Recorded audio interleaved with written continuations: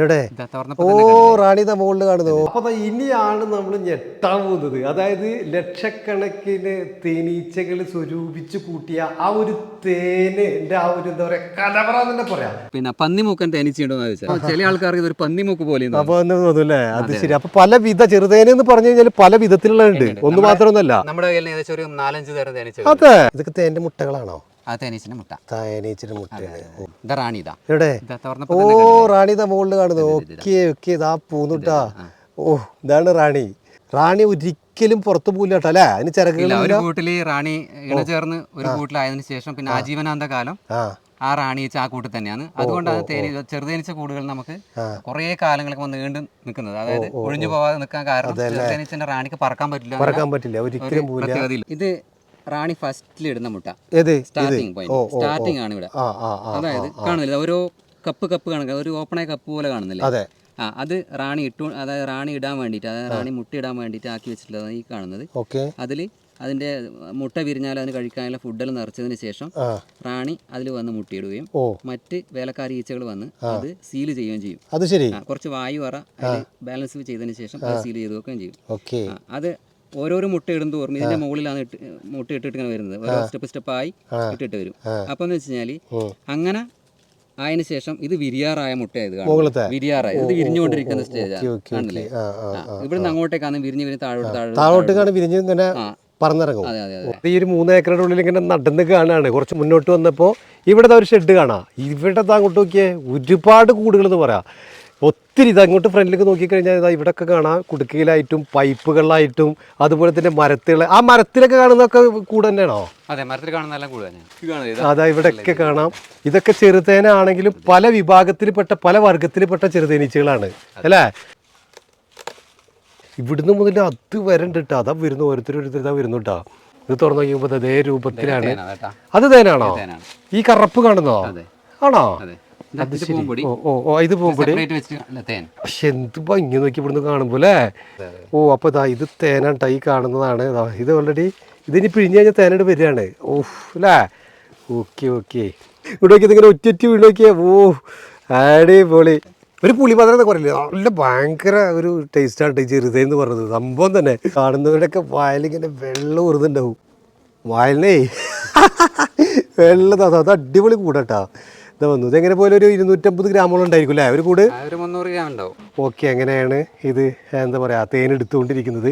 ഇനി ഇതിൽ പൂമ്പൊടിയോട് ചേർത്തിട്ടാണ് നമ്മൾ തേൻ കൊടുക്കുക എന്ന് പറഞ്ഞു കേട്ടോ. അതെന്താ പൂമ്പൊടിയോട് കൂടിയിട്ട് വേണമെന്ന് ആളുകൾ പറയാണോ? അതെ അതെ, മുന്നേ അല്ല നമ്മള് ക്ലിയർ ആയിട്ടുള്ള തേൻ കൊടുത്തു കഴിഞ്ഞാൽ ആൾക്കാർ പറയും ഇതിന് പൂമ്പൊടിന്റെ ടേസ്റ്റ് ഇല്ലാന്ന് പറയും. അപ്പൊ വെച്ചാൽ പൂമ്പൊടിയോട് കൂടിയുള്ള തേൻ എല്ലാവരും പറയാൻ തുടങ്ങി. നമ്മൾ തേൻ എടുക്കുന്ന സമയത്ത് പൂമ്പൊടിയോട് കൂടിയുള്ള തേൻ കൊടുക്കുക. അപ്പൊ നമ്മളിപ്പോ ഒരു ബോട്ടിൽ വാങ്ങിക്കുകയാണെങ്കിൽ അതിൽ പൂമ്പൊടി ഉണ്ടായിരിക്കും. പൂമ്പൊടിന്റെ അംശം ഉണ്ടാവും. ഓക്കെ, അപ്പൊ ഈ പൂമ്പൊടി എന്ന് പറയുന്ന സാധനം എനിക്കൊന്ന് കാണിച്ചു. പ്രോട്ടീന്റെ കലവറയാണ് പൂമ്പൊടി എന്ന് പറയുന്നത്. തേനിനെക്കാട്ടി 10 ഇരട്ടി ഗുണം പൂമ്പൊടിക്കാന്നാ പറയുന്നത്. നമ്മൾ തേൻ എടുക്കുന്ന സമയത്ത് ഈ കൂടുതൽ ഇതിനെക്കാളും തേൻ വരും. ആ സമയത്ത് ഈ പൂമ്പൊടി ഇടക്കന്നെ പൂമ്പൊടി ഉണ്ടാവും, അതിന് ചുറ്റുമായിട്ട് ഈ തേനില്ലേ, ഈ തേനടക്ക് തന്നെ ഓരോരോ അറയില് പൂമ്പൊടിയായിട്ടും ഉണ്ടാവും. അപ്പൊ എടുക്കുന്ന സമയത്ത് ആ കൂട്ടത്തില് പൂമ്പൊടി ഉണ്ടാവും. മറ്റേ ഈ പൂമ്പൊടിയായിട്ട് എടുത്തിട്ട് തേനില് മിക്സ് ചെയ്യാറില്ല. ചേട്ടന്റെ അമ്മയാണ് ചെറുപ്പം മുതലേ ഇതുപോലെ തേനീച്ചയുടെ ബാക്കിൽ തന്നെയാണോ? 5ാം ക്ലാസ് പഠിക്കുന്ന സമയത്താണ് ഇവൻ ഒരു ചിരട്ടിയിൽ എവിടുന്നോ പിടിച്ചു കൊണ്ടുവന്നിട്ട് മറ്റൊരു ചിരട്ടി എടുത്ത് പൊത്തി. അപ്പൊ നമ്മൾ ചോദിക്കുന്നത് എന്താണ്? 5ാം ക്ലാസ്സിലല്ലേ ആയിട്ടുള്ളൂ. അപ്പൊ പറഞ്ഞു ചെറുതേനീച്ച വരും. തുമ്പിനെ പിടിക്കാൻ പോകുന്ന പോലെ തേനീച്ചിനെ പിടിക്കാൻ പോവായിരുന്നു. അപ്പൊ ഇനിയാണ് നമ്മൾ ഞെട്ടാൻ പോകുന്നത്. അതായത് ലക്ഷക്കണക്കിന് തേനീച്ചകൾ സ്വരൂപിച്ച് കൂട്ടിയ ആ ഒരു തേനിന്റെ ആ ഒരു എന്താ പറയാ കലവറ തന്നെ പറയാം. ഇനി ഇത് നേരെ വെയിലത്ത് വെക്കലാണ് ആണ്.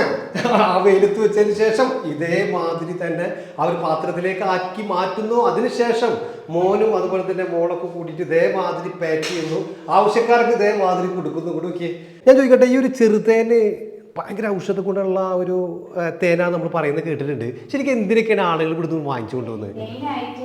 കുട്ടികൾക്ക് ഓർമ്മശക്തി കൂട്ടാൻ, പിന്നെ രോഗപ്രതിരോധ ശേഷിക്ക്, പിന്നെ ക്യാൻസർ പേഷ്യൻസ്, കൂടാതെ ക്യാൻസർ വരാണ്ടിരിക്കാൻ വേണ്ടി ശരീരത്തിലുള്ള ഫ്രീ റാഡിക്കൽസിനെ ഇല്ലാണ്ടാക്കാൻ തേൻ ഒരു പരിധിവരെ സഹായിക്കുന്ന പറയുന്നത്. അവിടെ തന്നെ കൂടുതൽ ആൾക്കാർ അങ്ങനെ കഴിക്കാറുണ്ട്. അപ്പൊ തേൻ അങ്ങനെ ഉപയോഗിക്കും. അതാണ് ചേച്ചി മെലിഞ്ഞിരിക്കണല്ലേ? വന്ന് അന്ന് കൊടുക്കാൻ തുടങ്ങിയത്. അതല്ലേ? ഞാൻ പറയുന്നത് കേട്ടിട്ടുണ്ട് തടി കുറക്കാൻ വേണ്ടിയിട്ട് ഏറ്റവും ഉത്തമം ഈ ഒരു ചെറുതേന് കഴിച്ചാൽ മതി. അതെങ്ങനെയാണ് ശരിക്കും കഴിക്കേണ്ടത്? ശരിക്കും ഞാൻ സാധാ ഒരു ടീസ്പൂൺ എടുക്കും കഴിക്കും, അല്ലാണ്ട് വെള്ളത്തിലൊന്നും ആക്കിയിട്ടൊന്നല്ല കഴിക്കും. രാവിലെ ആ. എന്നും കഴിക്കും. കാണുന്നവർക്കൊക്കെ ചിലപ്പോൾ ചെറുതേനൊക്കെ ശരിക്കും എവിടെയും കിട്ടാനില്ല. എന്നെ വാങ്ങിച്ചാൽ തന്നെ അത് പൂർണ്ണമായിട്ട് വിശ്വസിക്കാനും പറ്റാത്തൊരവസ്ഥയുണ്ട് പലർക്കും.